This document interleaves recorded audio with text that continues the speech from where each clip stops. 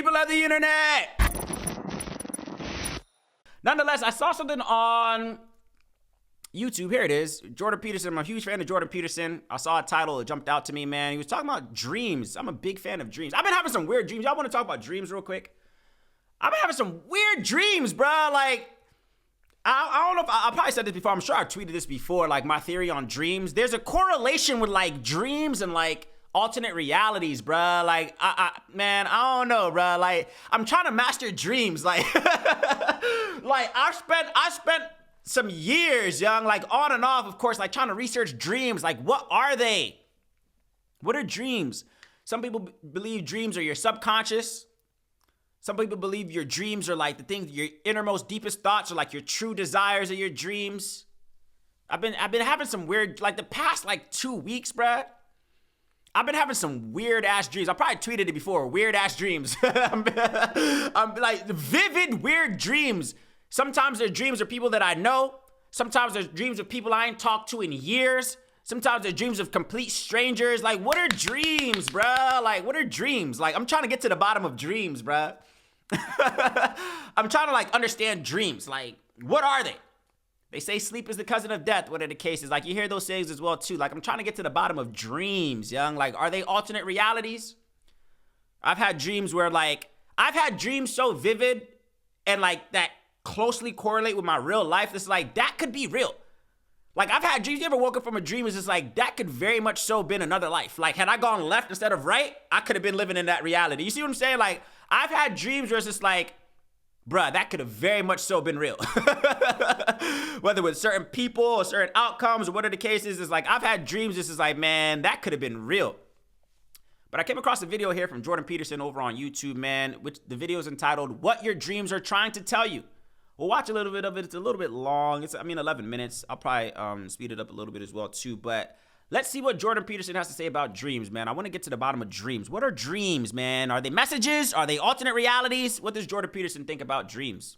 Let's see what my man Peterson, shout out to Dr. Jordan Peterson. I had the pleasure of seeing this guy speak maybe a year ago, last year. Man, these guys give me a lot of perspective, man. Shout out to Peterson. Let's hear what he thinks about dreams. Carl Jung had a very specific hypothesis about dreams, which I really like. And is one of the things I wanted to talk to you about today, because you're interested in dreams and you've talked about them as simulations. So his idea about dreams, which is a brilliant idea, is that it wasn't hemispherically localized for him because he didn't have the neuroanatomical knowledge. But so imagine that you encounter an anomaly. Okay, that's the place. You could say that exploration that we just described, which is, is there something wrong with me socially? Is it generalizable? Am I a cataclysmic person? All of those are fantasies of a sort, right?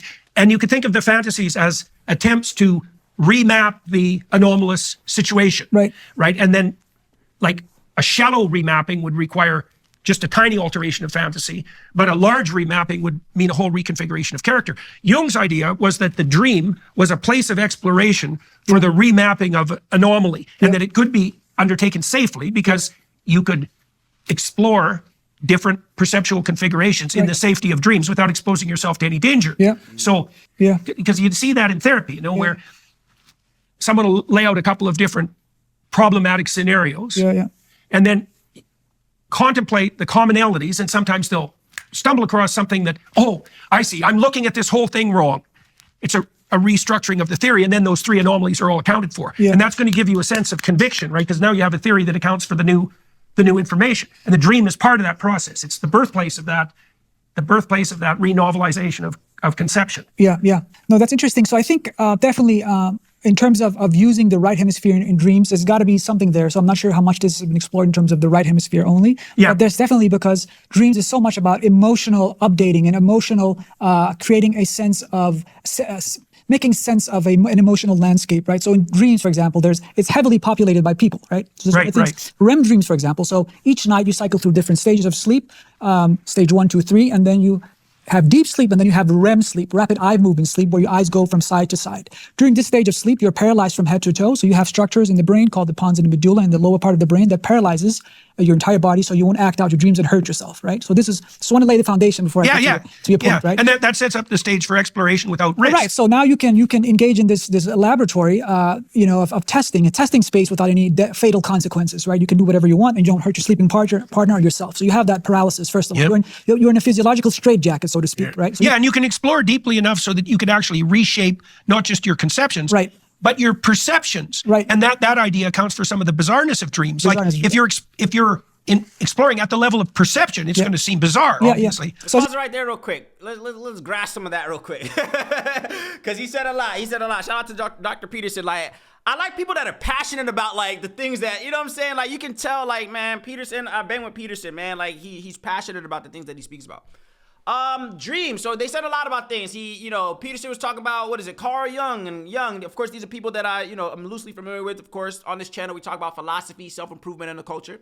This, of course, is a conversation that will fall under indeed under that category, philosophy, whatever the case is. Talk about Jung, whatever the case is. That was a lot, and it was deep. It was. What I got from it, right? What I got from what he was saying is that dreams allow you to explore, basically, I think he was referring to the left and right hemisphere of the brain. The right hemisphere of the brain gives you the ability, your dreams allow you to explore other, scenarios of your life emotionally as well, too, without, it's full exploration without harming yourself, whatever the case is. And then the other gentleman, of course, was talking about REM sleep, this, that, and the other. Of course, I know a little bit about REM sleep, this, that, and the other. But what I took from that first little bit, of course, this video is about 11 minutes long. We may or may not watch the full thing, whatever the case is. But basically, it was saying, like, let's take out, dreams can, at the surface level, maybe can serve as a safe exploration into your deep emotional, what are the cases. So let's say, and again, I do think there's an element of your dreams where you're more so worried, it's the subconscious, maybe things that you've been pondering on or things, what are the cases. So maybe your dreams can offer a little bit of, direction or guidance in those things that are, maybe mentally, occupying your mind, what are the cases. So he said a lot. He did say a lot. What I got from it, and, what I honestly think dreams serve as well, too, just me personally speaking, I think dreams can serve as more than one thing. I used to think dreams were only just one thing, but the more and more that I've had of them and the different variety of dreams that I've had, I think dreams are a couple of things. I think dreams, one meaning of dreams, or I think, explanation for dreams or what they could serve as, I think one dream, they could be revelatory dreams. So dreams that reveal things to you, right? I've had dreams, honestly, I've had dreams that have made no sense whatsoever. Right? Let me just list the different type of dreams. Of course, I'm sure you guys have had these type of dreams as well, too. I've had dreams that have made no sense whatsoever. I've had dreams that I've not even been in myself. Like, have you ever had a dream where you weren't even the main character? I've had dreams where I'm not even the main character. I've had dreams of complete strangers, people I've never seen before. And then people will say, like, oh, nah, like, when you have dreams of people that you've never seen before, technically they say, nah, you have seen them before, but, maybe in passing or your subconscious, whatever the case is. I've had dreams where I'm not even in them. I've had dreams where it's just like, I felt like it answered a question for me, young. Like, it's like, all right, bet. Like, I've had dreams that have given me reassurance. Like, all right, bet, and, if we want to get spiritual for a second as well, too, I think there's an element of dreams that could be, we always hear about, like, what is it? What's that phenomenon called? Not like, what's that phenomenon called where it's just like deja vu? Or like, deja vu, not deja vu, epiphanies. So I think dreams can maybe serve as epiphanies as well, too. So maybe you might have went to sleep, confused about something. You maybe had a dream and it revealed something to you. And then you woke up fresh feeling like, all right, bet, that's what I need to do. Or that's what that means, whatever the case is. So I think dreams can serve as epiphanies. I think dreams can maybe guide you. I've had dreams that, let's keep it real. I've had dreams that I felt like taught me how to maneuver through certain situations, maybe even with certain people as well, too. Like, some of y'all, I'll be seeing y'all in my dreams. Let's keep it real. Like, there's some dreams just as like, oh, I know. There's some dreams just as like that have confirmed, like, things that I probably already thought. And again, maybe that could have been just the subconscious or whatever the case is. But I've had dreams that's just like, yeah, I know. Like, I know. That's what I got to, you know what I'm saying?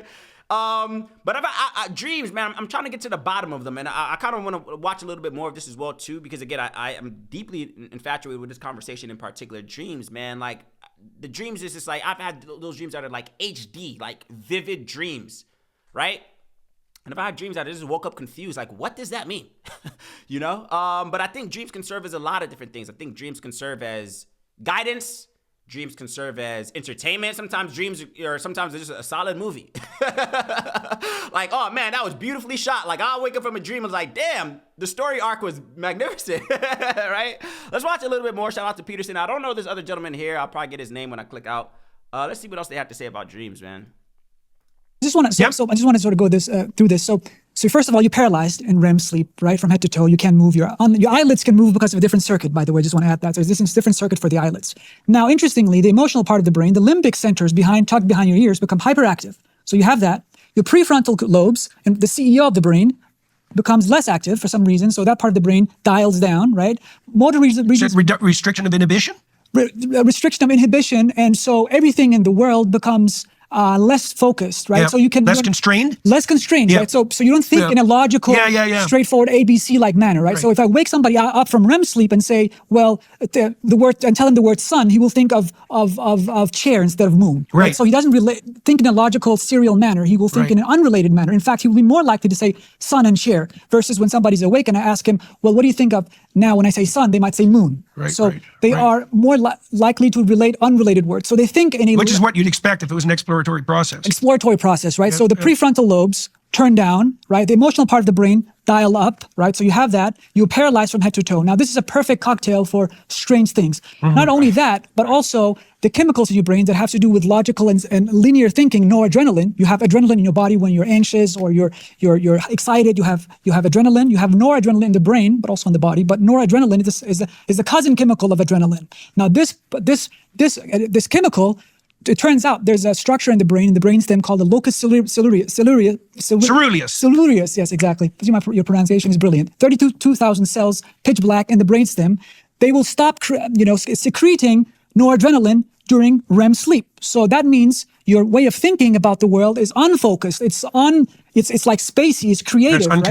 Unconstrained by prior conviction, absolutely, or prior learning. Right. So this is a perfect cocktail now for craziness. The vestibular part of your brain become hyperactive. The central motor region of the brain that has to do with automatic sort of behavior become hyperactive. Even though they're paralyzed. Even though you're paralyzed. So that's why dreams, you can sometimes feel like you're running, but you can't control your legs. You feel like some monster is chasing you, but you can't move, or you feel like you're controlled like a puppet on a string. And that's because the parts of the brain that has to do with automatic movements, sporadically, the neurons, they're fire, so you cannot control your movement. So you have all that, and then you have the emotions, and it seems like then it's just perfect for what you're saying then, that the right hemisphere type of thinking of exploration and emotion is just it's hyperactive. Right. So it's a safe place for simulation, for exploratory simulation that can be so extreme that it can verge on the bizarre. Yeah. But why not? Why not explore the outer limits under safe conditions? Well, absolutely.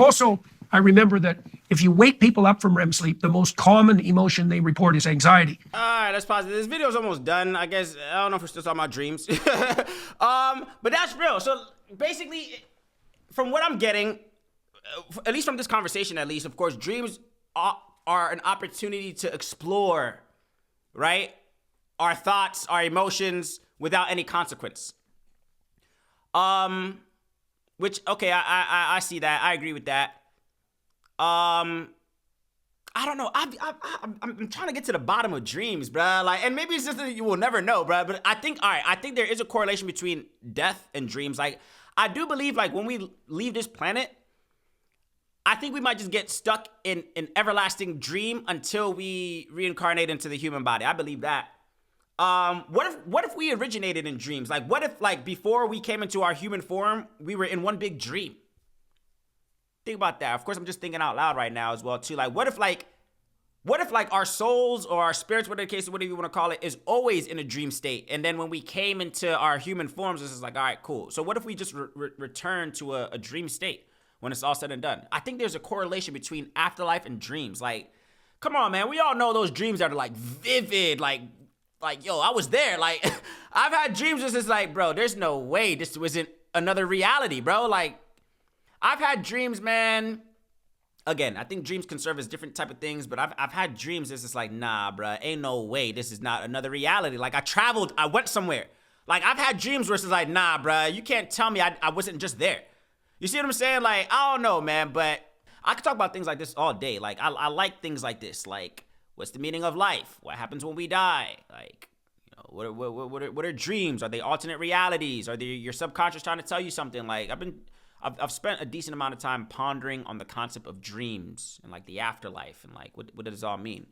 But me, what I come to solace with, what I'm coming to terms with in terms of the concept of dreams is that I do think, again, I think dreams are revelatory, meaning they reveal things to us, maybe offer some type of guidance, direction, warnings, of course, whatever the case is.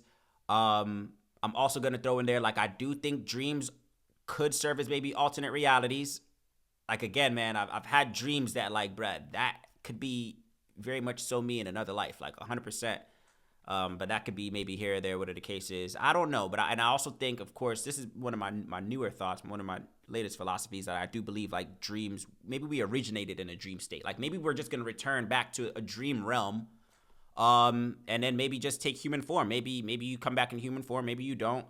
I do think there's a spiritual element of that as well, too. I just don't know to what degree, but I do think, like, dreams, we might just return to a dream state. And I'll end on this as well, too. This is why I think, like, you know, you hear the concept of heaven and hell, and this, that, and the other. I think, honestly, like, if your conscience is clear, then you have no reason to worry about where you end up in the afterlife. I think that's when when you have a clear conscience. Like, I think if you have a clear conscience, I think your dreams will be of clear conscience. Like, you know, what are the cases? So I feel like if you die with a heavy heart or negative conscience, what are the cases? I feel like that's hell. I think we can all create our own versions of hell in our mind. I think honestly, heaven and hell, or bliss and, you know, chaos, whatever the case is, I think that's all just going to be what we orchestrate in our minds of that. So I think, like, if you leave this planet and you have a heavy heart and you haven't been doing the internal work to, like, lighten your soul, man, just, like, you know, get rid of all the negative traits of, like, envy and animosity and all those, just the evil traits that humans are capable of, man. I feel like the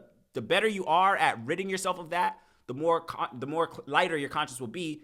In return, also, that will maybe result in you having a clearer resting place where you go. Or, like, you can leave this planet with a heavy heart, and then that's gonna be your hell. Your version of hell is what's gonna be what you've, you know, lamented on for, you know, how many of your lives. That's why we encourage people to go heal, bro. Heal, man. So that way, in the event that, you know, I would rather die with a clear heart than not die with a clear heart and have to carry that over to the afterlife, if you believe in the afterlife. Again, some people believe in, you know, there's nothing afterwards, whatever the case is, but I feel like whatever your conscience is, whatever your spirit is, if you have a heavy heart, as they say, or a heavy burdened heart, whatever the case is, and you die on that, like, and that's your last days ended on a heavy heart, then a heavy heart is where you might float. You see what I'm saying? Like, evilness and darkness, and, like, if you don't heal that, bro, this is just my belief. Like, if you don't heal that by the time you leave this planet, that might be your eternity. Like, that might be where your conscience and your spirit floats until you reincarnate, whatever the case is. I think that's just what I believe, and again, I think that kind of ties into dreams as well too. Like, I think we create our own heaven, we create our own hell, but I think we can create our own idea, our own concept of bliss. And when we die, we might end up in that version of that, whatever we, you know, conceive that to be. And I think if we don't do the internal work physically, mentally, emotionally, to make sure our souls and our spirits are light, then you might not like where you end up off of your own creation. You see what I'm saying? Shout out to my sister. Dreams are so deep, trying to understand it, that I'm good. I'm just saying I don't know, right? We probably know, but we can't fully articulate it. Literally that. Like, I don't know. Like, this is just me, like, throwing something out there. Like, maybe there's no words to articulate it, man. But I feel like it's us. If, like, it's of our being. It's of our, like, I think we define it, if that makes sense. It's kind of hard to explain exactly that. Like, it might just be hard to fully articulate. Even Peterson, like, I feel like Peterson said a bunch of, like, even Peterson himself, like, I think he said a whole bunch of, I don't know. But I did understand what he was saying. But I feel like it's just a concept, man, that we're probably not smart enough to, like, we have to take an agnostic approach to this whole concept of dreams, because maybe we're just not, you know, knowledgeable enough, you know, to even be able to dissect that. But very interesting topic. Of course, these are things that interested me, folks. Maybe they find interest of you. Of course, we all have dreams. So maybe if you're somebody who also wonders what your dreams mean and whatever the case is, then maybe that conversation interests you as well, too. But what else we got? Shout out to Dr. Peterson. That was indeed a lot to unpack. Let me see what else we got here. Is there anything else?